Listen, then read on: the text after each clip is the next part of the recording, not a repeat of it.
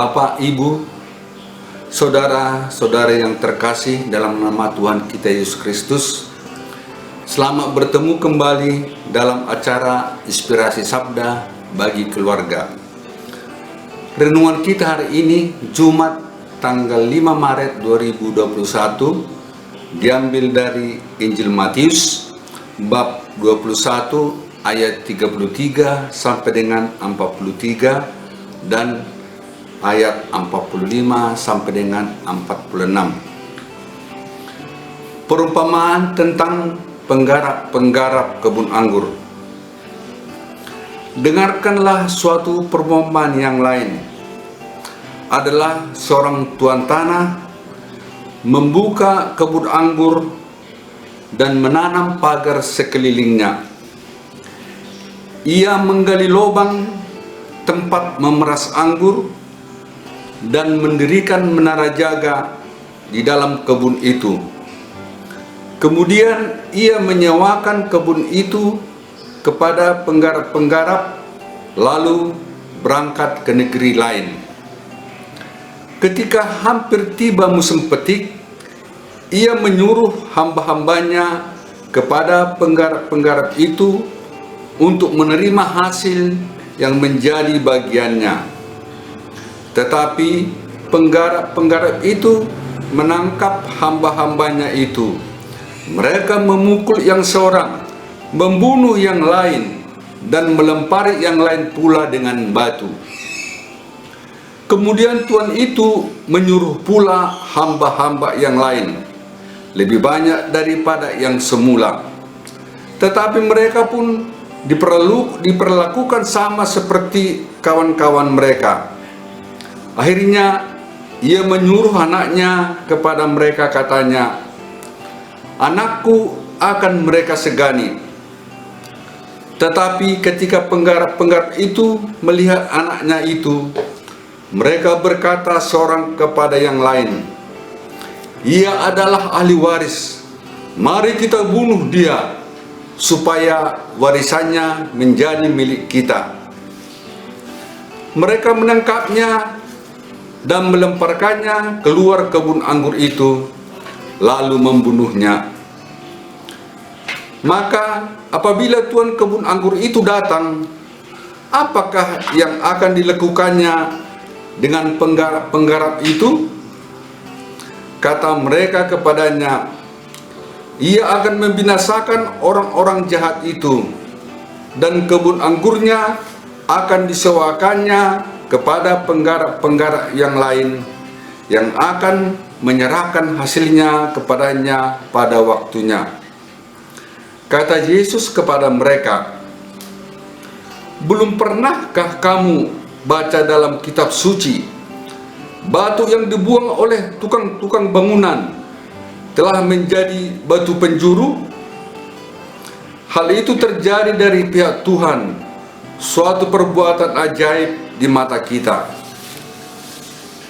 Sebab itu aku berkata kepadamu, bahwa kerajaan Allah akan diambil daripadamu dan akan diberikan kepada suatu bangsa yang akan menghasilkan buah kerajaan itu." Ketika imam-imam kepala dan orang-orang Farisi mendengar perumpamaan Yesus, mereka mengerti bahwa merekalah yang dimaksudkannya. Dan mereka berusaha untuk menangkap dia, tetapi mereka takut kepada orang banyak, karena orang banyak itu menganggap dia nabi.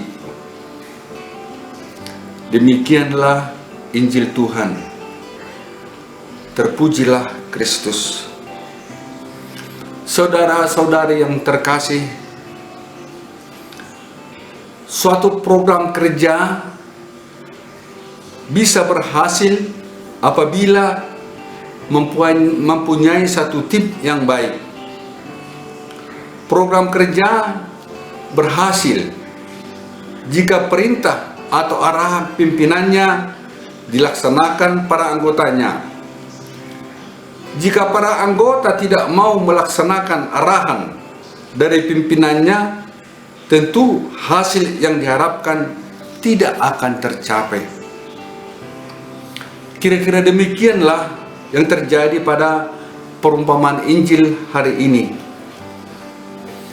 Tuhan memberikan kepercayaan kepada bangsa pilihannya, yaitu bangsa Israel, untuk memperoleh keselamatan. Janji keselamatan itu tidak dibalas dengan baik. Bangsa Israel tidak menerimanya dengan sungguh-sungguh. Banyak nabi diutus Tuhan untuk memberitakan janji keselamatan kepada bangsa Israel. Para nabi telah berulang kali memberitakan janji keselamatan kepada bangsa Israel. Bangsa Israel keras kepala dan tidak percaya. Bangsa Israel menolak dan bahkan membunuh para nabi sebagai utusan Tuhan. Pada ayat 43 dikatakan bahwa kerajaan Allah akan diambil daripadamu dan akan diberikan kepada suatu bangsa yang akan menghasilkan buah kerajaan itu. Saudara-saudara yang terkasih, pemilik kebun anggur adalah Allah sendiri. Allah memberikan kehendak bebas kepada kita untuk memperoleh keselamatan. Allah memberikan kepada kita anugerah lebih dari yang Ia berikan kepada ciptaan lainnya. Allah berharap agar anugerah itu berbuah. Bagaimana sikap kita? Apakah kita sebagai suatu keluarga telah merawat aneka rahmat yang diberikan Tuhan kepada kita? Apakah rahmat yang kita terima telah kita kembangkan sehingga menghasilkan buah bagi saudara-saudari kita? Apakah anugerah yang kita terima sudah kita salurkan sesuai dengan talenta yang diberikan Tuhan kepada kita? Bagaimana sikap kita sebagai orang tua, sebagai anak? Seandainya kita memosisikan diri sebagai penggarap kebun anggur, apakah kita sudah mengolah kebun itu dengan baik dan bertanggung jawab? Apakah kita seperti para penggarap-penggarap di dalam perumpamaan ini yang mengkhianati kepercayaan pemilik kebun anggur? Saudara-saudara yang terkasih, untuk menghasilkan buah yang baik diperlukan kerja keras, diperlukan keberanian walaupun dalam penderitaan, diperlukan ketabahan, tahan di bawah panas terik matahari dan hujan, tahan dalam menghadapi badai kehidupan ini. Kita harus selalu berjaga-jaga agar kebun anggur sebagai diri kita sendiri terhindar dari hama kesombongan, hama kedengkian dan iri hati, sehingga kita dapat bertumbuh dan berbuah dengan baik. Kita sebagai penggarap kebun anggur harus membuahkan hasil sesuai dengan keinginan Allah. Khususnya pada masa prapaskah ini, hendaklah kita berusaha untuk menjauhkan diri dari rasa benci, menjauhkan iri hati dan kekerasan. Kita perbaharui sifat-sifat kita. Kita bertobat atas kesalahan kita. Mari kita menjadi penggarap kebun anggur Tuhan yang bertanggung jawab dan yang menghasilkan buah kebaikan bagi sesama. Amin.